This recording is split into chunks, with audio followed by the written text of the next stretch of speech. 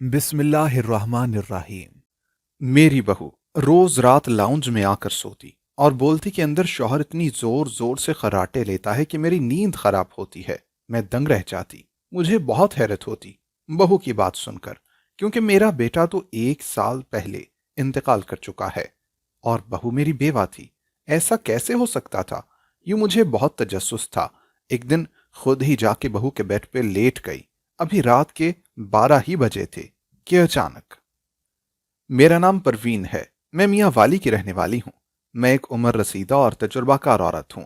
जिंदगी के इस मकाम पर कि उड़ती चिड़िया के पर गिनने वाली मिसाल दी जाए तो गलत ना होगी, लेकिन फिर भी जिंदगी के कुछ मामलात ऐसे थे कि जिनसे मेरा निमट पाना मुश्किल था।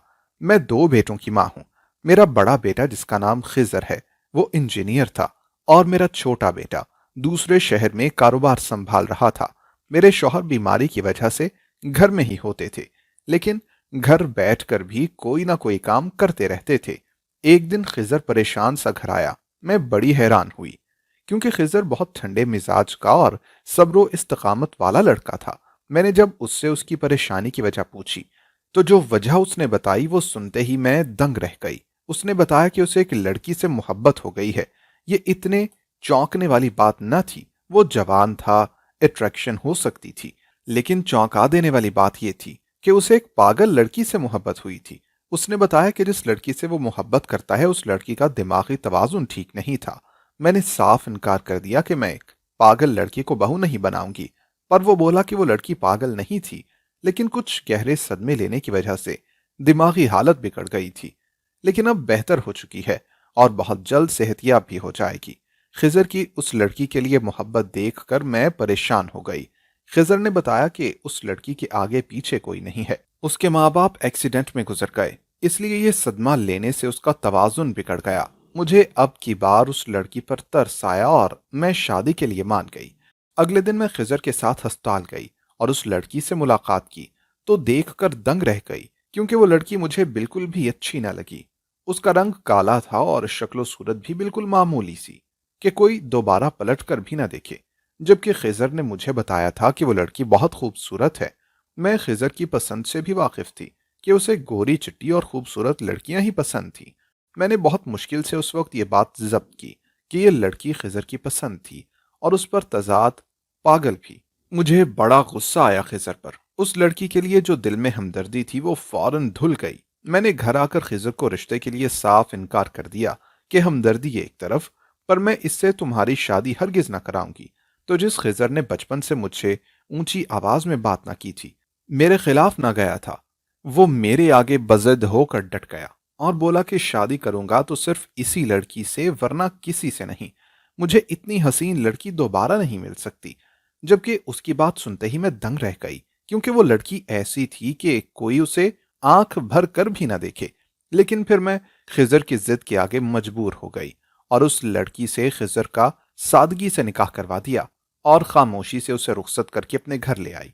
मुझे उस लड़की की काली रंगत देखकर शदीद कोफ्त महसूस होती। दिल करता चेहरा फेर लूं, पर मैं खिजर की वजह से बर्दाश्त कर रही थी।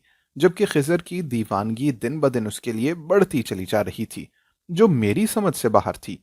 कोई रिश्तेदार आता तो खिजर की पसंद पर थू थू करता। जब एक दिन मैं किचन में गई तो अंदर का मंजर देखकर पांव तले से जमीन निकल गई। वो मोबाइल में देखती, जल्दी जल्दी कुछ पढ़कर खिजर की चाय और खाने पर फूंक रही थी। ये सब देखते ही मेरी सांस रुक गई कि वो बदसूरत लड़की जादूगर है जिसने मेरे बेटे को फंसाया है। मैं डरकर फौरन दरवाजे की आड़ में हो गई। जब वो जल्दी जल्दी खिजर के खाने का सामान उठाए बाहर निकल गई, पर गलती से अपना फोन किचन में ही भूल गई थी। मैं जल्दी से अंदर गई ताकि उसका फोन उठाकर सबूत ले सकूं, लेकिन मैंने जैसे ही उसकी मोबाइल की स्क्रीन ऑन की, मेरे सर पर गोया आसमान टूट पड़ा। मैं हैरत से उसके मोबाइल को देखती वहीं कुर्सी पर बैठ गई। मेरी आंखें आंसुओं से भर गईं। तो ये साजिश थी उस लड़की की। सोचकर मेरी जान जाने लगी थी। मैंने उसका मोबाइल वापस वहीं रख दिया और अपने कमरे में चली गई। उस दिन मेरा दिल बड़ा अजीब हो रहा था और साथ साथ भारी भी। जब अचानक से मुझे अपनी बहू पर गुस्सा आना बंद हो गया, मैं बड़ी हैरान हुई कि वो काली बदसूरत लड़की अचानक से मुझे अच्छी क्यों लगने लगी है। मैं यही सोचते परेशान थी جبکہ اب اگر میں اس کی برائی بھی کرنا چاہتی تو نہ کر پاتی، نہ ہی لاکھ کوشش کے باوجود اس پر غصہ کر پاتی۔ اب تو میں اپنے آپ سے ہی الجھنے لگی تھی۔ اب ایک دن میری دوستیں آئیں اور میں نے اس کو چھپانے کی بجائے اس کا تعارف اپنی دوستوں سے کروا دیا اور کہا کہ یہ میری بہو ہے۔ یہ سنتے ہی وہ سب مجھے حیرت سے دیکھنے لگیں۔ ان کی نظروں میں حقارت سی تھی، پر وہ مجھ سے کچھ بول نہ سکیں کہ مجھے برا لگے گا، اور شاید واقعی لگتا بھی۔ لیکن اچانک ایسا کیا ہوا تھا کہ وہ مجھے اچھی لگنے لگی تھی۔ میں ایک بار اپنے کچن میں گئی تو دیکھا وہ پھر موبائل پر دیکھ کر پڑھتے ہوئے کھانے پر پھونک رہی تھی۔ یعنی جس طرح اس نے خضر کو اپنا دیوانہ کیا تھا ویسے ہی ہمیں بھی کر رہی تھی۔ ابھی یہی سب چل رہا تھا کہ جب اچانک ہمارے گھر پر قیامت ٹوٹ پڑی۔ ہسپتال سے واپس گھر آتے ہی خضر کا ایکسیڈنٹ ہو گیا تھا، اور اس ایکسیڈنٹ میں وہ اللہ کو پیارا ہو گیا تھا۔ گھر میں ماتم بچھا تھا۔ میری حالت بہت خراب تھی، اور میری بہو کی مجھ سے بھی زیادہ۔ جب عورتوں نے افسوس سے کہنا شروع کیا کہ چہرے کی کالک میری بہو کی طرح نصیب کی کالک میرے خضر کو کھا گئی ہے، تمہاری بہو منحوس ہے، اس کے باوجود مجھے اپنی بہو سے نفرت نہ ہوئی۔ دن تیزی سے گزرنے لگے۔ مرنے والے کا غم وقت کے ساتھ ساتھ کم ہوتا گیا۔ کوئی مرنے والے کے ساتھ مرتا نہیں ہے۔ ہمارے ساتھ بھی ایسا ہی ہوا۔ خضر ہمارے درمیان یاد بن کے رہ گیا۔ میں نے اپنی بہو کو بھی خضر کے نام پر اپنے گھر میں رکھا کہ وہ میرے بیٹے کی بیوہ اور اس کی نشانی تھی۔ اس کی عدت بھی پوری ہو چکی تھی جب میرے شوہر نے مجھ سے کہا کہ ہمیں ہماری بہو کی شادی کر دینی چاہیے۔ ان کی یہ بات سنتے ہی میں بھڑک گئی اور بولی کہ وہ ہماری ہے، ہمارے بیٹے کی بیوی، ہمارے بیٹے کی بیوی خضر کی محبت، یوں اسے کیسے کسی اور سے شادی کروا دے۔ میری بات شاید میرے شوہر کو سمجھ آ گئی تھی، اس لیے وہ خاموش ہو گئے۔ میری بہو بھی اب نارمل رہنے لگی تھی۔ وہ گھر کے سارے کام کاج کرتی، ہماری خدمت کرتی اور مغرب ہوتے ہی اپنے کمرے میں بند ہو جاتی۔ میں نے گھر کی رونق واپس لانے کے لیے شوہر سے چھوٹے بیٹے کی شادی کی بات کی تو میرے شوہر نے مجھ سے پھر کہا کہ پہلے بہو کی شادی کرو۔ میں بھڑک گئی۔ مجھے بڑا غصہ آیا کہ وہ ایسے کیسے میرے خضر کی بیوی کی شادی کا کہہ سکتے ہیں، پر میں یکسر بھول جاتی تھی کہ وہ میرے خضر کی بیوی نہیں بلکہ بیوہ ہے۔ میرے بھڑک جانے پر میرے شوہر بھی بھڑک گئے اور بولے کہ اگر تم نے کچھ ماہ میں اس کی شادی نہ کی تو تم خود کو کوسنے دو گی۔ اس گھر میں وہ ہوگا جو تمہارے وہم و گمان میں بھی نہیں۔ کبھی کبھی انسان کو اپنے عمل سے آگے کی بربادی محسوس ہو جاتی ہے۔ یہ جو تمہیں تمہاری بہو بھی صحیح نظر آ رہی ہے، ایسا بالکل نہیں ہے۔ اپنے شوہر کی باتوں سے میں ایک دم ڈر گئی، لیکن میرا دل بھی کسی صورت گوارا نہیں کر رہا تھا کہ میں اپنی بیوہ بہو کی شادی کر دوں۔ تب پھر بھی میں نے دل پر پتھر رکھ کر یہ فیصلہ کیا اور اس متعلق اپنی بہو سے بات کی کہ کیا تم دوسری شادی کرنے پر راضی ہو؟ میرا صرف کہنا تھا کہ میری بہو کی رنگت اڑ گئی۔ اس نے فوراً اپنے کمرے کے دروازے کی طرف دیکھا۔ اس کا اس انداز سے اندر دیکھنا ایک لمحے کے لیے تو میں بھی ٹھٹک گئی تھی، پر وہ فوراً رونے لگی اور بولی کہ میرے ساتھ یہ ظلم مت کریں، میرے نام سے خضر کا نام جدا مت کریں، میں یہاں سے کہیں نہیں جاؤں گی۔ اس کا رونا دیکھ کر مجھے بھی رونا آ گیا، کیونکہ یہ سب تو میں بھی نہیں چاہتی تھی۔ میں نے اسے فوراً گلے لگا لیا۔ جب یہ بات میرے شوہر کو پتہ چلی تو وہ زبردستی اس کی شادی کر کے اسے گھر سے نکالنے کا کہنے لگے، اور ان کی یہ بات سنتے ہی میں دنگ رہ گئی، کیونکہ جب تک خضر زندہ تھا وہ بہو کی تعریفیں کرتے نہ تھکتے تھے۔ پر میرے شوہر نے مجھ سے بولا کہ میں آخری بار بول رہا ہوں کہ اس کی شادی کر دو اور رخصت کر دو، تم نہیں جانتی میں نے کیا دیکھا، اگر وہی سب تم دیکھ لیتی تو۔ وہ کہتے کہتے بات ادھوری چھوڑ گئے تھے، جبکہ میں تذبذب کا شکار ہوئی۔ ان سے وجہ پوچھنے لگی پر وہ ٹال گئے۔ دن تیزی سے گزرنے لگے۔ میں نے اپنے شوہر کی باتوں کو ایک کان سے سن کر دوسرے سے اڑا دیا۔ جب ایک رات میں پانی پینے باہر گئی تو دیکھا کہ میری بہو کمرے کی جگہ باہر صوفے پر سو رہی ہے۔ میں بڑی حیران ہوئی، پر وہ اتنی گہری نیند میں تھی کہ اسے میں نے جگایا نہ۔ اگلے دن اس سے اس متعلق پوچھا کہ تم باہر صوفے پر کیوں سو رہی ہو؟ تو وہ بولی کہ اندر خضر اتنی تیز خراٹے لیتے ہیں کہ نیند خراب ہوتی ہے۔ اس کی بات سنتے ہی میں پتھر ہو گئی تھی، کیونکہ خضر تو تھا ہی نہیں۔ میں نے یہ سمجھ کر بات ٹال دی کہ شاید خضر کو یاد کرتے کرتے وہ کل رات یہاں سو گئی، پر پھر ایسا روز ہونے لگا۔ وہ روز رات کو کمرے کی جگہ لاؤنج میں صوفے پر سوتی اور پوچھنے پر کہتی کہ خضر اتنی تیز خراٹے لیتا ہے کہ نیند خراب ہوتی ہے۔ اب تو اس کی باتیں مجھے عجیب سے خوف میں مبتلا کر رہی تھیں۔ ایک دن جب میری بہو کمرے سے باہر نکل کر صوفے پر سونے لگی تو میں پیچھے سے کمرے میں جا کر بیڈ پر لیٹ گئی۔ ابھی مجھے لیٹے کچھ ہی وقت گزرا تھا کہ میری جان نکلنے لگی اور ہاتھ پاؤں ٹھنڈے پڑنے لگے، کیونکہ 12 بجتے ہی کمرے میں خضر کے خراٹوں کی آواز گونجنے لگی تھی، جبکہ خضر خود کہیں بھی نہ تھا۔ میں نے بیڈ سے اتر کر ادھر ادھر اس کو تلاشنا چاہا، پر خضر کہیں نہیں تھا، لیکن اس کے خراٹوں کی آواز اس کمرے میں اتنی واضح تھی کہ کوئی بھی سن سکتا تھا۔ میں جلدی سے کمرے سے نکل گئی۔ اپنے بیٹے کی آواز سن کر مجھے خوشی نہیں ہوئی تھی، بلکہ اب ڈر لگ رہا تھا۔ اب مجھے سمجھ آیا تھا کہ کیوں خضر کے ابا بار بار بہو کی شادی پر اصرار کر رہے تھے، لیکن اگر یہ بات میں نے انہیں بتائی یا کسی اور کے علم میں لاتی تو مسئلہ کھڑا ہو سکتا تھا۔ وہ الٹا مجھے ہی ان سب کا ذمہ دار ٹھہراتے۔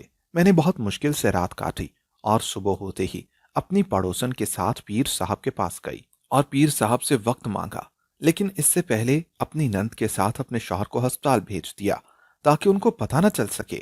شام کے 5 بجے وہ پیر صاحب گھر آئے اور کچھ پڑھتے ہی گھر کو بغور دیکھنے لگے۔ میری بیوہ بہو بھی یہ سب دیکھتے چونک گئی تھی۔ جب وہ میری بہو کے قریب آئے اور بہو کو دیکھتے ہی چونک گئے، پھر میرے بیٹے کے کمرے میں گئے اور اس کمرے میں ایک پانی پڑ کر پھونکا، پھر دوسرے کمرے میں بھی یہی عمل دہرایا اور ایک دم جھٹکا کھا کر گر پڑے، اور پھر بولے کہ وقت بہت کم ہے، اس لڑکی کی وجہ سے یہ سب کچھ ہو رہا ہے، یہ بہت خطرناک عمل کرتی ہے۔ ان کی باتیں سنتے ہی میں ڈر گئی تھی اور بولی کہ پیر صاحب بس کسی طرح سب ٹھیک کر دیں۔ تو پیر صاحب کچھ دیر پڑھتے رہنے کے بعد بولے کہ کمرے میں 20-20 منٹ کا عمل ہوگا، اس کے بعد سب ٹھیک ہو جائے گا۔ یہ بات سنتے ہی میں نے فوراً اجازت دے دی اور اپنی نند کو فون کر کے بولا کہ میں اپنی بہو کے ساتھ باہر گئی ہوں، میرے شوہر کو اپنے گھر لے جاؤ۔ پھر پیر صاحب سے عمل شروع کروا دیا، اور عمل کے بعد پیر صاحب نے کہا کہ 2 گھنٹے تک اپنی بہو کے ہاتھ پیر باندھ کر اس کے اوپر تسبیحات پڑھ کر پھونکو۔ میں نے پیر صاحب کے کہنے پر عمل کیا اور بہو کو باندھ کر پیر صاحب کی نصیحت پر عمل کرنے لگی۔ رات میرا شوہر واپس آیا تو مجھ سے پوچھا کہ کہاں گئی تھی۔ میں نے ٹال مٹول کر دیا اور پھر شوہر کی میڈیکل رپورٹ لیے الماری میں رکھنے لگی تو بری طرح سے چیخنے لگی، کیونکہ اندر میری الماری کا لاکر ٹوٹا ہوا تھا اور سارا زیور اور کیش غائب تھا۔ مجھے یاد آیا کہ اس پیر نے مجھے یہ کہا تھا کہ عمل کے دوران کمرے سے باہر نکل جانا۔ میری چیخ سن کر میرا شوہر پریشان ہو گیا۔ جب میں نے رونا شروع کر دیا، میں نے اپنے شوہر کو سب کچھ بتایا تو وہ دنگ رہ گیا اور پھر ایک دم بھڑک گیا اور بولا کہ یہ بات تم نے مجھ سے کیوں نہ کی، پاگل عورت، ویسا نہیں تھا جیسا تم نے سمجھا۔ اس کے بعد میرا شوہر مجھے کھینچتا ہوا میری بہو کے کمرے میں لے گیا۔ بیڈ پر ہی میری بہو سو رہی تھی جب میرے شوہر نے بیڈ کا گدا اٹھایا، اور اندر کا منظر دیکھ کر میری جان نکل گئی، کیونکہ اندر میرے بیٹے۔ پھر ایک ایک کر کے شوہر نے مجھے ساری حقیقت بتائی، جسے سنتے ہی میری سانسیں رکنے لگیں۔ مجھے بھی ساری باتیں پھر سے یاد آنے لگیں اور اس بار غور کرنے سے مجھے اپنی غلطی کا احساس ہوا۔ اگلے دن اس پیر کے پاس پولیس لے کر گئے تو معلوم ہوا کہ وہ پیر فرار ہو چکا ہے، اور پولیس نے بتایا کہ وہ پیر اسی طرح سے چوریاں کرتا ہے۔ میرے شوہر نے مجھے اپنا زیور بھول جانے کو کہا کہ وہ میری غلطی کی وجہ سے جا چکا ہے، اور اپنے گھر کی فکر کرنے کا کہا۔ میں نے بھی اپنا غم دبا دیا اور اگلے دن ہی بہو کو ڈاکٹر کے پاس لے گئی۔ پہلے تو میری بہو رونے لگی کہ وہ بالکل ٹھیک ہے، لیکن پھر بھی میں نے اسے پیار سے سمجھایا تو وہ مان گئی۔ جب جب میں اسے ہسپتال لے کر جاتی تو ڈاکٹر اس سے اکیلے میں ملتا اور کسی کو کمرے میں نہ آنے دیتا، جبکہ اب میں بہت پریشان رہنے لگی تھی۔ مجھے بھی یہ جاننا تھا کہ ڈاکٹر اس سے کیا بات کرتا ہے، کیونکہ وہ جب بھی ہسپتال جاتی تو نارمل ہوتی، لیکن جب واپس آتی تو ایک دم خاموش رہتی اور اپنے کمرے میں بند ہو جاتی، پھر گھنٹوں کمرے میں بند رہتی اور اگلے دن نارمل ہوتی۔ جب میں یہ بات شوہر کو بتاتی تو وہ کچھ نہ کہتا۔ میں نے یہ بات ڈاکٹر سے پوچھی تو وہ بولا کہ ہم اکیلے میں ہی مریض کا علاج کرتے ہیں، ورنہ مریض ٹھیک نہیں ہوتا۔ اور پھر میرے اصرار کرنے پر کہ مجھے اس کا علاج دیکھنا ہے، وہ ایک دم برہم ہو گیا اور علاج سے ہی منع کر دیا۔ میرے شوہر نے مجھ پر غصہ کیا تو میں نے ڈاکٹر سے معذرت کر لی، لیکن مجھے کسی بھی صورتحال میں اس ڈاکٹر کا علاج جاننا تھا۔ ایک دن وہ جیسے ہی ڈاکٹر کے کمرے میں گئی تو میں نے موبائل میں ریکارڈنگ آن کر کے اس کے پاؤچ میں ڈال دیا۔ پورا 1 گھنٹہ وہ ڈاکٹر اکیلے بند کمرے میں اس کا علاج کرتا رہا اور باہر میں بے چینی سے پہلو بدلتی رہی۔ جیسے ہی میری بہو باہر آئی تو وہ رو رہی تھی۔ میں نے رونے کی وجہ پوچھی تو وہ اور زیادہ رونے لگی، لیکن بولی کچھ نہیں۔ میں نے خاموشی سے اس کے پرس سے موبائل نکال لیا اور گھر آ گئی۔ گھر آ کر بھی وہ بہت روئی، لیکن منہ سے کچھ نہ بولی۔ بہو کو اس قدر روتے دیکھ کر مجھے سمجھ نہ آیا تو میں نے اسے سکون کی گولی دے کر سلا دیا اور خود 1 گھنٹے کی ریکارڈنگ سننا شروع کی۔ پہلے پہل تو مجھے عجیب لگا، لیکن اس کے بعد جوں جوں میں ریکارڈنگ سنتی رہی، ریکارڈنگ کی آواز میرے ہوش گم کرتی رہی۔ میرا دل شدت تکلیف سے پھٹنے لگا تو میں نے وہ ریکارڈنگ بند کر دی اور پھوٹ پھوٹ کر زاروں قطار رونے لگی۔ اگلے دن جب میں ہسپتال گئی تو اس ڈاکٹر نے اس بار بہو سے پہلے مجھے کمرے میں بلا لیا، اور جو بات مجھ سے بولی وہ سنتے ہی میں دنگ رہ گئی۔ وہ مجھ سے بولے کہ جتنی جلدی ہو سکے اپنی بہو کی دوسری شادی کر دو۔ اب کہ میں نے بہو کی دوسری شادی سے انکار نہ کیا، یہ میرے لیے بہت مشکل امر تھا کہ میں اپنے خضر کی بیوی کی دوسری شادی کروں، پر یہ ضروری امر بھی تھا۔ میں نے بہت سوچنے کے بعد ایک فیصلہ کیا اور پھر وہ فیصلہ اپنے شوہر کو سنایا کہ میں بہو کی دوسری شادی اپنے ہی دوسرے بیٹے سے کروں گی۔ پہلے پہل میرے شوہر نے اس بات پر اعتراض کیا کہ یہ چھوٹے بیٹے کے ساتھ زیادتی ہوگی، ممکن ہے وہ کسی کے لیے پسندیدگی رکھتا ہو، پر پھر جب اپنے بیٹے سے اس کی رضامندی پوچھی تو اسے کوئی اعتراض نہیں تھا۔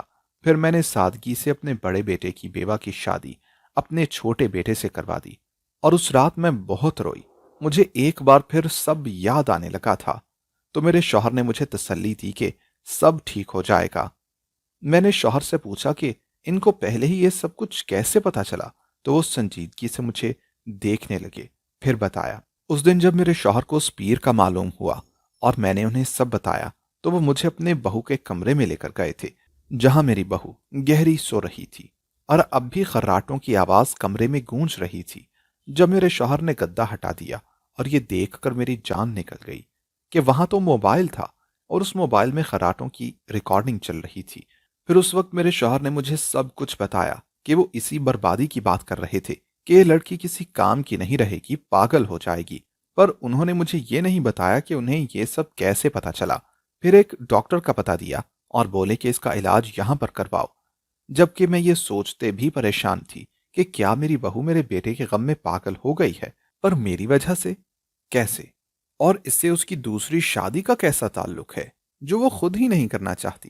پھر ڈاکٹر نے اس کا اکیلے میں علاج شروع کیا تو مجھ سے وہ بھی برداشت نہ ہوتا۔ یوں میں نے ریکارڈنگ کی اور اس ریکارڈنگ میں میری بہو جو جو بتا رہی تھی وہ سنتے ہی میرا دل پھٹ رہا تھا۔ وہ کہہ رہی تھی کہ وہ اپنے گھر میں سب سے بدصورت تھی، اتنی کہ کوئی اسے دیکھتا تک نہ تھا، نہ ہی کسی سے ملواتا تھا۔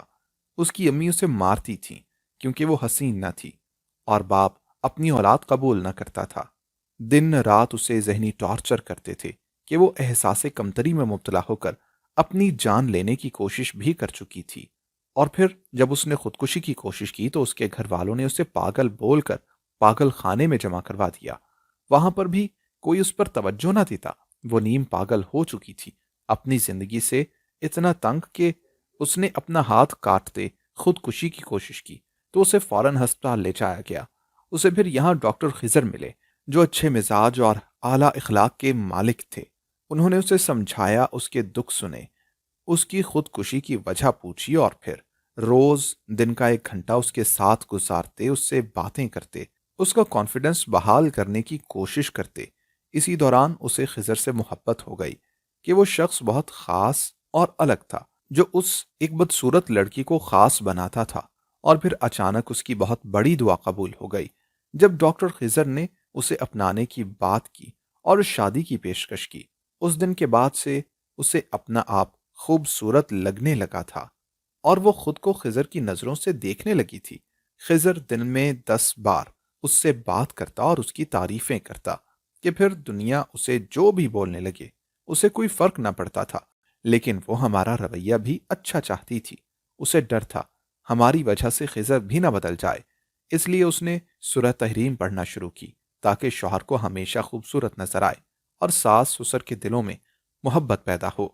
اور پھر وہ ہر روز کھانے پر بھی یہی پڑھ کر پھونکتی جو اس دن میں نے اس کے فون میں دیکھا تھا، اور اس دن اس کو وہ وظیفہ پڑھتے دیکھ کر مجھے بہت اچھا لگا تھا اور یہ وہ لمحہ تھا کہ جب اللہ نے میرا دل اس کے لیے بدل دیا تھا۔ اس کے بعد خضر کا انتقال ہو گیا۔ وہ نارمل تو ہو گئی، پر وہ اس حقیقت کو قبول نہ کر پائی تھی۔ میرے شوہر نے ایک دن دیکھا کہ وہ کچن میں کسی سے بات کر رہی ہے۔ جب غور کیا تو دیکھا کہ وہ خضر سے بات کر رہی ہے، پر خضر تو اب تھا ہی نہیں۔ پر خضر سے کیسے؟ اور اس کے بعد میرے شوہر نے اکیلے پن سے دور ہونے کے لیے اسے بیڈ کے نیچے موبائل رکھتے دیکھا، جس سے خضر کے خراٹوں کی آواز آ رہی تھی، اور یہ سب اکیلے پن کی وجہ سے تھا۔ میرے شوہر مجھ سے بار بار کہہ رہے تھے کہ اس کی شادی کر دو، اور پھر ڈاکٹر نے بھی یہی مشورہ دیا، اور علاج کے بعد میری بہو بہت روئی، کیونکہ اس دن اس نے خضر کی موت کو قبول کر لیا تھا۔ میں اپنے خضر کی دلہن، اس کی نشانی کو گھر سے جانے نہیں دینا چاہتی تھی۔ نہ جانے دوسرے اس کے ساتھ کیا سلوک کرتے، تبھی اسے اپنی ہی بہو بنا لیا، اور اب اللہ کے فضل سے سب کچھ ٹھیک ہے۔ میرے دوسرے بیٹے کے دل میں بھی اس کے لیے بہت محبت اور عزت ہے۔ پیارے لوگوں، زندگی گزارنے کے لیے ہم سفر بہت ضروری ہے۔ تنہائی میں تو جانور اور پرندے بھی سروائیو نہیں کر پاتے، اس لیے عموماً لوگ بیوہ بہو کی دوسری شادی پر اعتراض کرتے ہیں، بچہ چھین لیتے ہیں۔ اس چیز سے توبہ کریں کہ مرنے والے کے ساتھ دوسرے کو نہیں مارا جاتا۔ دوستو، اگر آپ کو ہماری آج کی کہانی پسند آئی ہو تو لائک کرنا اور کمنٹ کرنا ہرگز نہ بھولیے گا۔ اور اگر آپ مستقبل میں بھی ایسی کہانیاں سننا چاہتے ہیں تو ہمارے چینل کو سبسکرائب کرتے ہوئے گھنٹی کا بٹن ضرور دبائیے گا۔ اللہ حافظ۔